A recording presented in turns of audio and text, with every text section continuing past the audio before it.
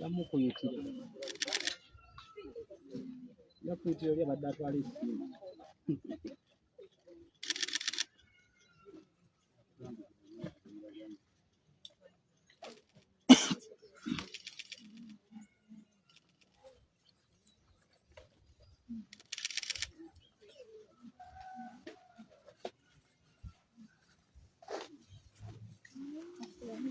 Good afternoon.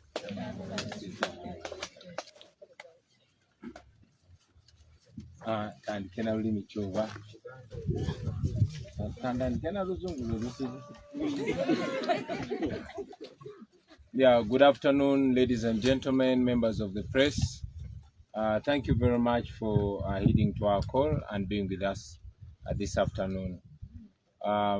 Today marks 61 years since our nation got independence, but unfortunately, out of that 61 years, 37 of those years have been marked with gun rule, with impunity, with dictatorship. And today, as the rest of the nation is supposed to be celebrating independence, we gather with the families of the victims of abductions, those that have disappeared, those that were killed, and those that are in prison for no reason whatsoever.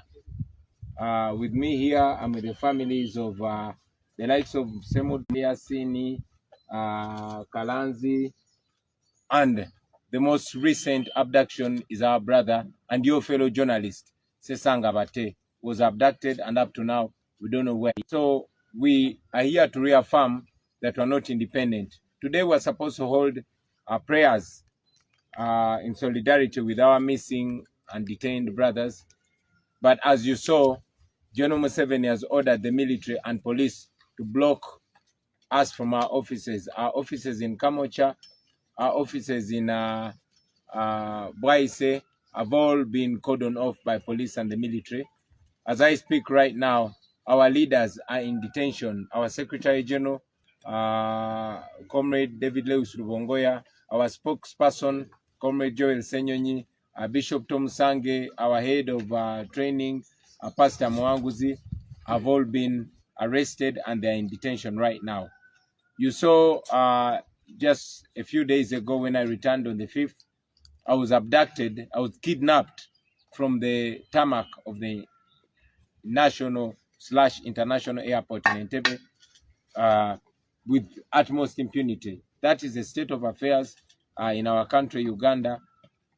For now, we won't substantially address the nation because now we are running up and down trying to secure freedom for our comrades. But in the coming hours, we shall be substantially addressing the nation and guiding on the way forward. I want to reaffirm that we are going to go on with our second phase of the national tour, and that is part of the communication that we were meant to do today, but we shall communicate it as soon as we secure safety and freedom for our brothers and sisters. I thank you, ladies and gentlemen. Tubaniriza basebo ne banyabo banamawulire olwaleero tubebaza olw'okuli omulanga gwaffe ne mujja muwulize bye tulina okwogerako eri eggwanga ate mubyongereyo eri bannansi bannaffe. Lunaku lwaleero nga 9 omwezi gw'Ekkumi mwaka 2023 wegiweze emyaka 61 bukyanga ensi yaffe Uganda efuna bwetwaze oba bukyanga kirangirirwa nti tufunye bwetwaze tuli independent. Nebigenda maaso mu ggwanga lyaffe byongera okakasa nti tetuli independent. Mwenna mwalabye lwe nakomyewo nga 5 bampambidde ku kisaawe ky'ennyonyi Entebbe era abantu bangi ne bakwatibwa abasukka mu 3. Olunaku lwaleero tuli wano era ffe nga bannaffe abalala bonna bajaguza ameefuga ga Uganda, ffe tubadde tuli bakusinkana okusabira obulamu n'emyoyo gy'Abaganda baffe abo bawambibwa abatamanyiddwako mayitire, abo abali mu makomera awatali musango, n'abo abaatemulwa. Olwaleero ndi n'ezimu ku famire z'abannaffe abawambibwa omuli ba Machete Yasini, omuli ba Semudu Michael, omwe muli Baddamulira John, omuli ba Kibalama John Bosco, omuli ba Sheriff Kalanzi, omuli ba Nsanya Mudini n'abalala bangi nnyo. Naye ekyenjawulo ennaku ntono nnyo eziyise ne munnamawulire munnammwe muganda waffe omugundiivu amanyiddwa nga Sesanga Batte naye yawambiddwa era paka kati tetumanyi gyali, tetumanyi gye bamukuumidde ng'enkola ya Museveni bweri. Tukivumirira ekyo ne sekikuvumirira kwonna era twagala okukakasa Bannayuganda nti tetugenda kuzikiza, tetugenda kulekerawo okulwanirira obwenkanya, okulwanirira eddembe lyaffe n'okulwanirira Bannayuganda bonna abave mu buwambe. Myaka 61 Uganda gyemaze bukyanga efuna bwetwaze emyaka 37 gye gyakagwako nga tufugibwa ku mudumu gwa mmundu, nga tufugibwa omuntu omu General Museveni, nga Bannayuganda tebalina ddembe lyabwe. Tukivumirira ekyo. Saawa zino wetwogerera ekitebe kyaffe eky'offisi yaffe ey'Ekavule zonna zasaliddwako poliisi n'amagye. Abakulembeze bannaffe omuli Secretary General waffe David Lewis Lubongoya, omuli omwogezi waffe Joel Ssenyonyi, omuli akulira entendeka n'okusomesa abantu ennono yaffe gwe bayita Pastor Muwanguzi ne Bishop Tomusange omunaddiini bakwatiddwa era bakyakumirwa ku poliisi awatali musango. Ekyo no tukivumirira, naye twagala kutegeeza Bannayuganda tetugenda kulekeraawo, tetugenda kusirika, tugenda mu maaso nga tulwanirira eddembe. Era bino gavumenti ya Museveni byeri mukola njagala birememba malamu maanyi, wabula bibongere ate obugumu, mwongere okumanya nti ye ng'omumenyi w'amateeka abuliddwa ekyokukola ekirala okujjako okugenda maaso nga menya amateeka.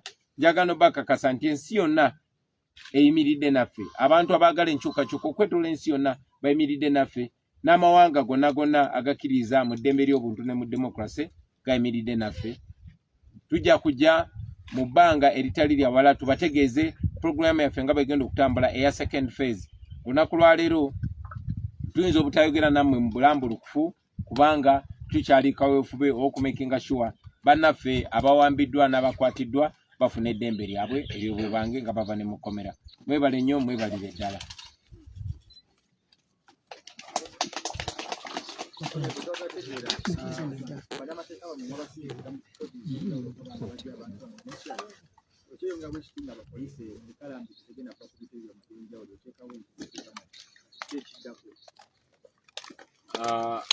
Bannamateeka baffe baabakanye dda n'omulimu ogw'okumakinga sure bataasa baganda baffe obajja mu nkomyo.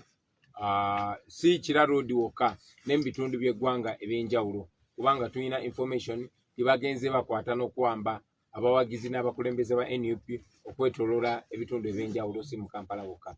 So bannamateeka baffe baabakanye dda n'omulimu ogwo era tukakasa nti bannaffe bajja kuba either nga bavudde mu kkomera oba nga tumanyi awatuufu basibiddwa na misango ki egy'ekimpatira gye babaguddeko.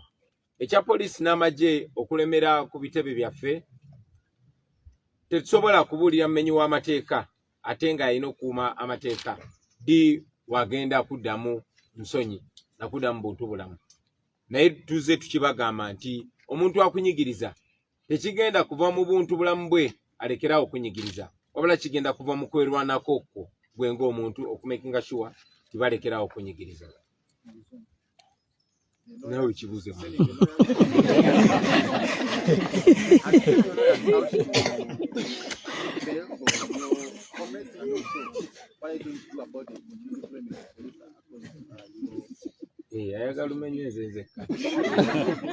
thank you. Yes, our lawyers have already embarked on the task of ensuring that they secure freedom for our comrades and members and our leaders to either secure their freedom or at least make sure that they know where they are being detained and what charges they have slapped on them. But we assure that all our comrades will soon be free because none of them has committed any crime whatsoever. About the police and military deploying their men on our offices and whether or not they will leave anytime soon, we cannot know what is in the plans of our oppressors, but we've constantly been told that freedom cannot be given freely to the oppressed, it must be taken. So we are not appealing to the conscience, to the moral conscience of our oppressors, because they have zero. We cannot depend on the morality of our oppressors to stop oppressing us. We have to assert our freedom, because this freedom, even constitutionally, is not given by the state. It's mandatory. It's given by God and confirmed by the Constitution. So we shall keep pushing until they leave us in our freedom, which is enshrined in the Constitution. Yes, yes, His Excellency. Do you still believe these activities that are taking place in Uganda, apparently, individually, I think they are sponsored? What is your perception? Because they cannot keep torturing people left, right, etc., and no any other outsiders come in to take action like this. What's your perception?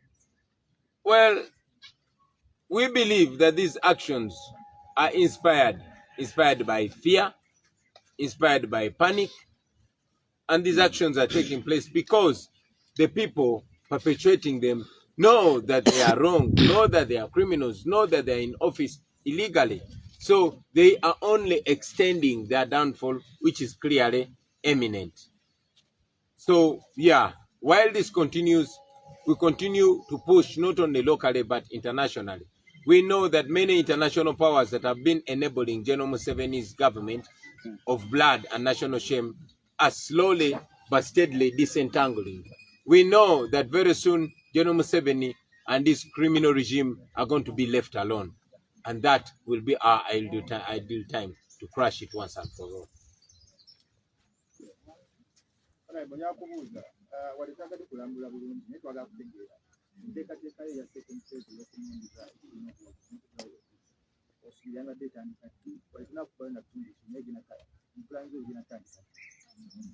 Programu yaffe ya second phase ebadde inakutandika ku Lwakusatu luno okwosa enkya, era tulinze bannaffe bonna bateebwe, then tugenda kuvaayo n'ennambulula entuufu, era yonna gye tulina okubeera batulinde tujja batuukako.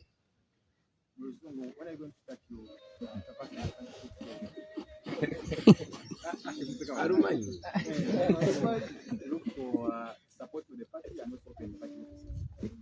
Yeah, ideally our second phase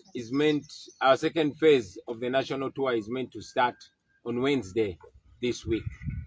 Yeah, but with all this disorganization and our leaders in incarceration, we want to get all of them out, and we shall substantially communicate to the nation.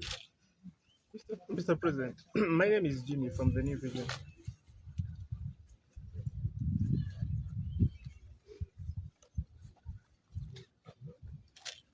Yes, whenever you start your plans of moving across the country on your programs of the countrywide tour, always threats of bombs come up. What is your plan this time? Because whenever you take to the street or move around the country, police comes up and alleges there are bombs. There is a bomb scare, ABCD. What is your plan this time? Part of our mission, our entire mission, our overall mission is to remove a dictator and have a free Uganda. But part of that mission is to expose the impunity, to expose the lies and the inconsistencies that have been in the Museveni regime. For a long time, since the days of their rebellion, they were doing terrible things and naming other forces and elements. But now we all know that all these have been false flag operations, that Museveni and his regime are the actual criminals. Yes, you mentioned that when we announced our nationwide tour, that's when they announced that there were bombs. Those bombs have not affected the concerts, they have not affected the crusades and churches, they only affect Kyagulanyi. That means these are government operations. These are Museveni operations, these are their criminal elements. So that should show us, bigger than what we're talking about, they should show us that most of the terrorist attacks are actually not, very distanced from Museveni and his criminal regime. And we should interrogate that further. Mu Luganda, yes, okyogeddeko nti buli we tuvaayo ne tugamba tugenda kutambula mu ggwanga olwo bomu bwesandika okutekebwa. bomu zaali tezitegebwa naye bwe twatandika okutambula mu ggwanga ne batandika okulangirira zibbomu bwe bazitega bwe bazitekulula ekyo no tekyatandikira ku mulundi guno neekubira mu biseera byabwe emyaka gy'ekinaana nga bakyali bayeekera era mujjukira nti ebintu bingi nnyo byabeerangawo ng'okutemula abantu kujja ne kubaawo ne bagamba abajaasi b'obo tebabase paka Kayindo Tafire bwe yavaayo amazima ne gamuserera n'ayogera nti bwe baatemulanga abantu bakyayise obote ekyo nno kitulaga nti kisobokera ddala okuba nti bwe batega ne zibbomu zino nga bwe bazitekulula batiisetiise abantu omuntu bw'oba osobola okwambala uniform ya Civil Aviation Authority n'ojja n'owamba omukulembeze ku kisaawe ky'ennyonyi kyekisobola okugaana okwambala ng'aba ADF n'ogenda n'otemula abantu e Kasese ekyo nno njagala bannayuganda batandikirawo okufumiitiriza bamanye terrorist omutuufu y'ani era baani ababadde batemula abantu baffe. Yes, Mr. President, eri ttiimu y'abannamateeka b'ekibiina ekya National Platform batuuseewa eri abantu abaabuzibwawo abaafa abasibe n'abatannaba kulabika kati kumpi emyaka 2-3.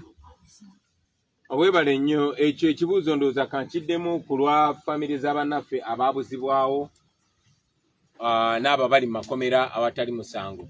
Yes, kyanaku bannaffe abasinga obungi bali mu makomera awatali musango era ng'oggyeko amakooti ga wano ge tutalinamu ssuubi Museveni twamwalawala ne tumutwala mu kooti y'ensi yonna gye bayita International Criminal Court era kati waliwo n'emisango emirala egyagala omuggulibwako nyina n'emikwano gyange oluvannyuma lw'okumpamba ku kisaawe juzi waliwo n'emikwano gyange bannamateeka okwetoola ensi yonna baagala kutwala Museveni mu UN bamuguleko n'omusango omulala twesiga amakooti ga nsi yonna kuba tumanyi nti Museveni gaatya nabagambako bannayuganda nti gye buvuddeko emabega okulaba nti Museveni yatya okutucyankalanya nga tutambula mu okwetoola eggwanga si kuba nti yali akyusiza empisa ze ne kubanga akazito k'ekkooti y'ensi yonna kaali kamutuddemu.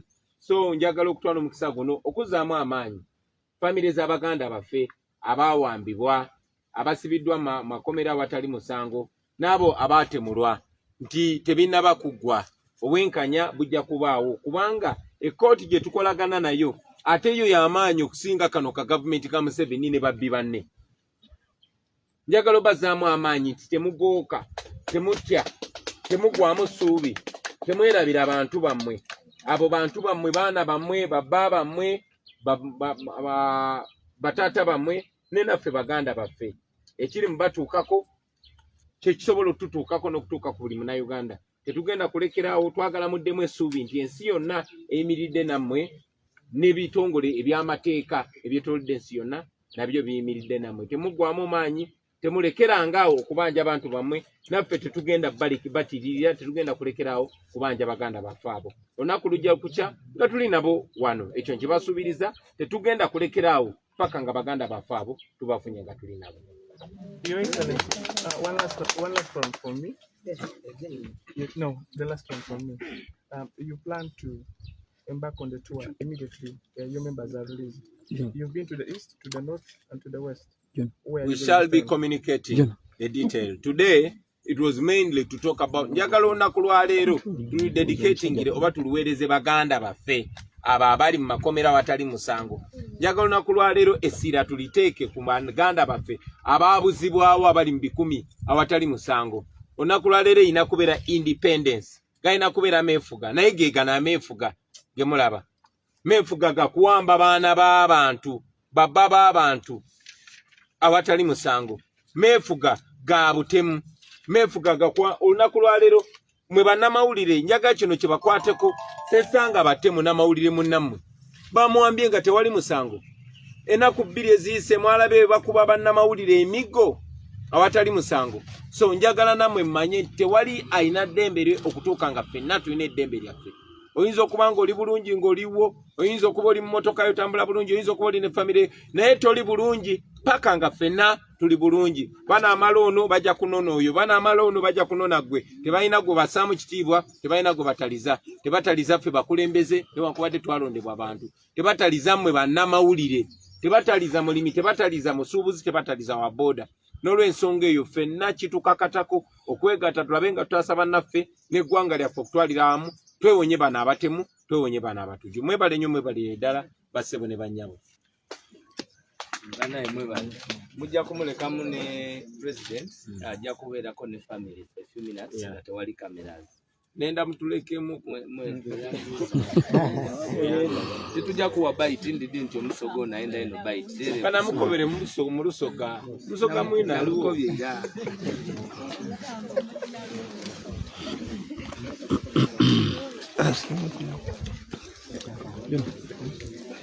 balinze mujje ku kamera zammwe